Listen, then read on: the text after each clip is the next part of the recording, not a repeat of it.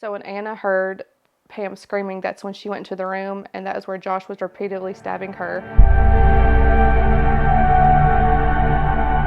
The man suspected of murdering his mother and stabbing his grandmother in Sevier County this week is now behind bars tonight, captured in Michigan. He's the Sevier County man accused of killing his mother and stabbing his grandmother in 2020. In 2020, officers told us Carr had stabbed his mother 77 times and, quote, nearly decapitated her. A Sevier County Sheriff's Office deputy telling us the search for Josh Carr spanned several states. He was found by Michigan State Police around 7 o'clock tonight. His grandmother said that Carr had a history of mental issues and had told her the Lord had told him not to take his medicine. The sheriff's office identified Pamela Carr as the murder victim after what happened at a home off Bluff Mountain Road. Now, no word on the condition of Carr's grandmother tonight. Hey guys, it's Tiffany. Welcome back to my channel. Today I'm going to talk about a fatal stabbing that happened in September of 2020. A 56-year-old Sevierville woman named Pamela Carr died from a stabbing attack. The Sevier County Sheriff's Office quickly put on their Facebook that they were looking for her son that was a suspect in the stabbing. Her son, Josh Carr, was only 30 years old when this happened. That's so sad to think about because 30 years old, your whole entire life ahead of you, you have so much to lose over something that seriously could have been prevented. He was arrested 2 days later in Michigan, so he made some track going from Tennessee to Michigan. He was definitely on the run. That's why they put on their Facebook they were trying to find him. They posted photos of him, and they were quickly getting comments. People said they saw him. It was a huge mess. Josh had stabbed his mother, and that killed her. He also stabbed his grandmother, and that resulted in injuries to her. What happened was him and his mom were apparently fighting, and their grandmother, her name is Anna Matthews, she heard them. She went into the room where Pamela was and Josh and tried to stop the fight. Got to the middle of it. That is when he hurt his grandma. This attack happened on September 2nd, 2020 on Bluff Mountain Road in Sevierville, Tennessee. So when Anna heard Pam screaming, that's when she went into the room, and that is where Josh was repeatedly stabbing her. I can't even imagine that scene. Can you imagine how she felt just seeing this, seeing her grandson stabbing her daughter? It just blows my mind to think about. Pam was a caregiver for her mother and her uncle. Luckily, she was even there to witness this happening because he could have not even been a suspect at first. He could have went on the run. They could not have even thought that he even done this. So luckily, thank God, she was there to see this happen. Pam's sister Trish lives right across the road from them. Her mother Anna called, letting her know what was happening, what was going on.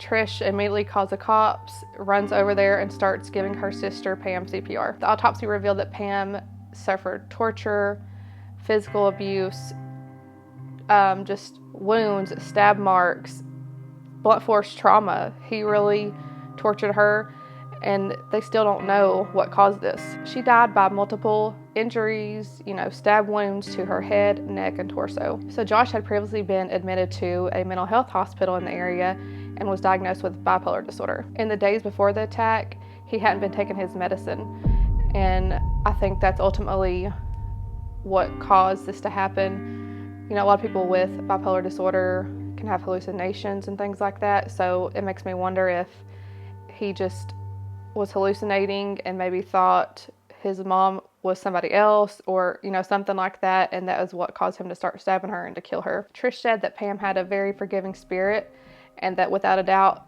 she knows that she would have forgiven her son. The family's pastor said that the last thing that Anna, the grandmother, said to him was that if he sees them before the family does, if they find Josh before the family does, that they want him to know that they all forgive him and that they all love him.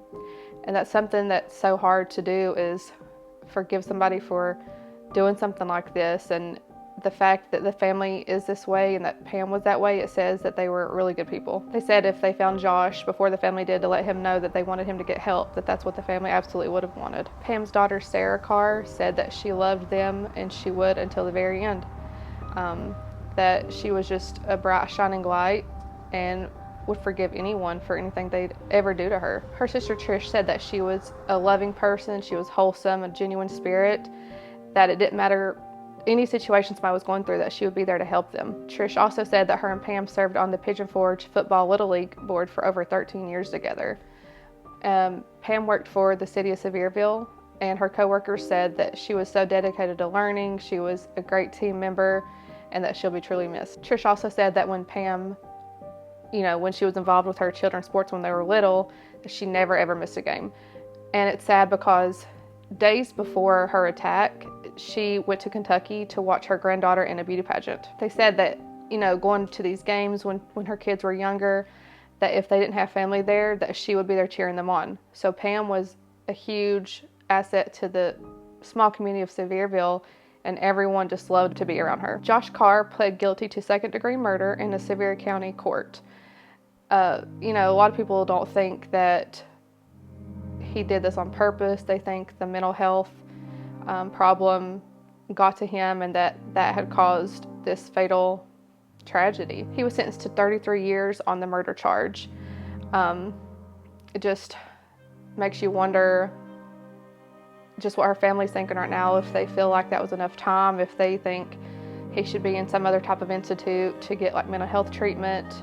I'm not for sure how they feel about the final verdict. He was also sentenced to serve 4 years for an aggravated assault charge for when he hurt his grandmother, because he stabbed and killed his mom, but he also hurt his grandma. So he got an additional charge for that. So what do you guys think? Do you think justice was served? Do you think he should be getting mental health treatment and not be in prison? What do you guys think? Just put it in the comments below. And don't forget to like, comment, and subscribe, and catch my next video. This case is truly one of the most serious and shocking cases in this fourth judicial district that I can remember in my 40 years of being a lawyer. This court does not believe that justice in this case will be served by the acceptance of this plea to the charges under the agreement. The court therefore rejects this plea agreement.